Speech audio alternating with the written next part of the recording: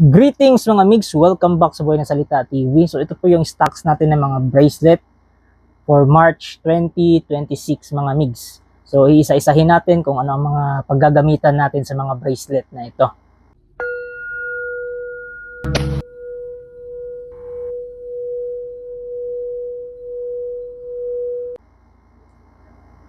So mga migs, unahin natin tong bagong likha ko. Ito po ay may pendant na perlas. So totoong perlas po ito mga migs ha. Hindi po ito plastic. So original siya na perlas. So ang simbolo po ng perlas ay kasaganahan, kadalisayan, at kayamanan. At ang beads na ginamit natin dito na green mga migs ay green aventurine. So ito po ay for prosperity. So ito po ay pangkasaganahan. So kung kayo ay nagmamanifest na may magandang outcome ang inyong mga investments, yung mga negosyo ninyo, so I recommend this bracelet mga migs. Isuot nyo ito sa kaliwang kamay para makapag-attract kayo ng more customers or more opportunities sa inyong mga negosyo. So maganda po na palamuti po ang perlas. At totoong perlas pa siya. Ang laki pa hindi siya perlas na plastic. Next natin naman ay ang ating black onyx. Ang black onyx natin mga mix ay meron siyang palamuti na evil eye. So evil eye po mga mix, plastic lang po ito pero ang the rest po ay original po na black onyx. So totoong gemstone siya. At itong puti po, hindi po ito plastic. Totoo itong white jasper. So meaning ito ay purity or for cleansing. Ang black onyx po mga mix ay nag-enhance ito ng ating healing ability pagdating sa ating kidneys. So kung kayo may problema sa kidney, so isuot nyo ito sa right na kamay. At ang evil eye din natin mga migs ay para iwas usog po mga migs. Iwas po mga masasamang thoughts ng ibang tao. At available pa rin ang ating intuition bracelet which is nagpapa-enhance ng ating third eye chakra at meron siyang neckline na naka-tube. Available din ang ating Raha Kayo bracelet which is ito po ay pangontra sa mga kulam, mga barang, at meron din itong leklay sa loob ng tube. At ang Raha Kayo po mga migs ay meron din itong sumbalik. So kung kayo naman ay gusto ng sumbalik na medyo mas mura kasi may kamahalan yung Raha Kayo, so ito yung marirecommend ko, ang ating sumbalik bracelet. Ayan po. So medyo mas mura ito. Ang gamit nito na beads ay Karma Stone.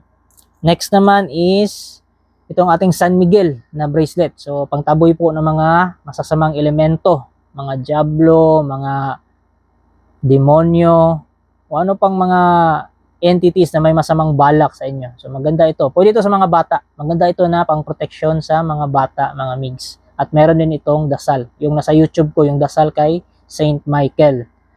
And available po ang ating Tiger Eye Takrod bracelet. So meron siyang sacred geometry sa loob na nakasulat. Tapos ang beads na gamit niya ay Tiger Eye. Ang Tiger Eye po ay pangtawag ng kayamanan at pangpaswerte sa ating mga hanap buhay. So much better mga migs, kung kayo po ay trabahante, so maganda din naman to sa inyo kasi bibigyan kayo ng opportunity nito na mas ma-elevate yung posisyon ninyo sa trabaho. And next po natin mga migs ay ang ating piyaw.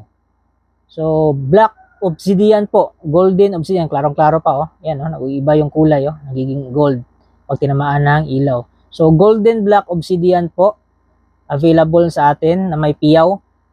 Hindi muna ako nag-stock ng marami ng silver piyaw mga migs. It's because sobrang mahal na po ng silver ngayon. Yung nakakuha sa akin ng silver last time, napakaswerte nyo kasi mura pa yun. Ngayon times 2 na yung presyo ng silver. So itago nyo yun. Mahal na yun.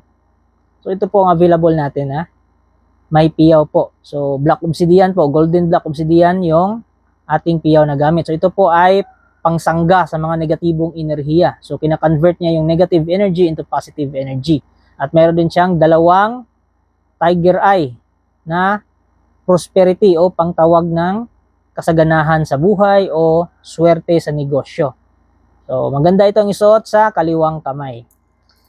So nag-stock pa rin ako ng silver. So original silver po ito mga migs. Hindi ako naglalagay ng stainless lang dito. It's because walang halaga yan So mas mabuti na yung silver. Ito po ay 925 silver, tapos hindi siya nagta-tarnish. So maaari siyang magkaroon ng mga alikabok o madumihan, pero pag inilubog mo siya sa silver solution or yung pang-cleaning sa silver, bumabalik siya sa dati niyang tingkad. Tulad ditong sa akin mga mix, oh. Siguro lagpas 2 years na tong sa akin. So nililinis ko lang, nilulubog ko lang sa silver solution. Ayan po. So meron tayong available na silver pa rin, pero isa lang muna sa ngayon i-stock ko. Hindi ako nag-stock na marami nun. Ito yung marami natin na stocks. Meron tayong Black Obsidian bracelet na may Saint Benedict medal. Ayan po. So pang protection po dito sa mga bata. Protection sa mga usog, ganun. Sa mga aswang, sa mga may masasamang tangka. Ayan. So marami tayong stocks mga migs, ha. Yung Black Onyx. At meron pa pala. Ito pala ating rose quartz na may evil eye na palamuti. So maganda itong parigalo sa inyong mga singirog. At maganda din ito na gamitin ng isang babae para makapag-attract ng love at ng kapareha sa buhay. So ito po ay love amulet. Isa sa mga member o isa sa mga amulet na nabilong sa love amulet. Itong rose quartz natin na may evil eye. Itong evil eye, syempre, iwas usog yan, pangontra yan para sa mga taong ayaw kayong lumigaya. So yan, sumbalik yun sa kanila yung mga masasamang thoughts nila sa inyo. So meron tayong stocks ito, ha, marami, ha. Yan. Nasa box ko yung maraming stocks, eh. So ito lang yung pinapakita ko. At meron din tayong isa pang design ng ating green aventurine na may perlas. Ito yung isa, bilog. Yung isa naman is meron siyang parang naka-tube, which is a ritualized beads po for prosperity. Depende na sa inyo mga migs kung alin dito yung napupusuan nyo at kung alin dito yung nagre-resonate talaga sa inyo. So depende na rin sa pangangailangan.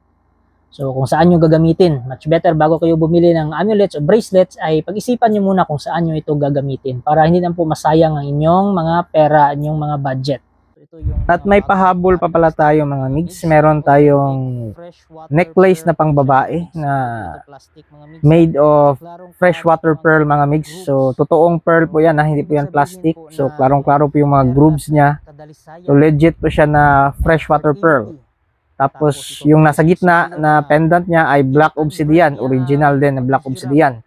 Ang mga metal na gamit niya ay silver po siya mga migs, sterling silver po. Hindi po tayo gumagamit ng stainless. So yan po yung mga iba't ibang designs ng ating pearl. Meron tayong bracelet at meron tayong quintas, which is napakagandang pangregalo sa ating singirog. Ayan po, oh. Silver po yan. And then ito naman, silver din ito. Sterling silver din itong evil eye natin na pearl bracelet. This one, Hand of Fatima, pangontra sa mga evil eye at sa usog. So, sterling silver din yung material at saka original na freshwater pearl. Yan po. Ang ganda po siyang tignan. Tapos, napaka-elegante niya. So, kahit mga masa lang tayo, mga simpleng tao lang. So, sa ngayon, gumawa ako ng paraan para ang tulad kong mga simpleng tao lang ay makaka-afford ng makabili ng mga perlas. Kasi dati mga migs, yung nakakakuha ng mga ganitong koleksyon ng alahas ay yung mga mayayaman lang. Pero ngayon, gumawa ako ng paraan. Ako mismo yung gumawa para mas makamura tayo. Ayan po, 925 silver po siya, sterling silver. Hindi po siya nagta-tarnish. So, maaari siyang madumihan, mangitim, pero pag inilubog nyo sa silver solution ay babalik siya sa dati niyang kulay. Ito naman po ay black obsidian. Silver din pong metal na nakakabit sa kanya. So di tayo gumagamit ng stainless dito kasi mumurahin po. At ang silver po ay pangontra din yan sa mga masasamang elemento. So hindi lang siya basta alahas. It is an enchanted jewelry. Meron tayong hikaw mga migs. Yung metal na ginamit ay silver din.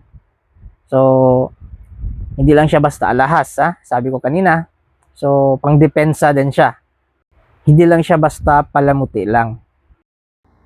So, kung kursunadan nyo ang alinman sa mga ito mga migs, message na kayo sa aking FB page na Buhay na Salita TV. Yun lang po. Thank you.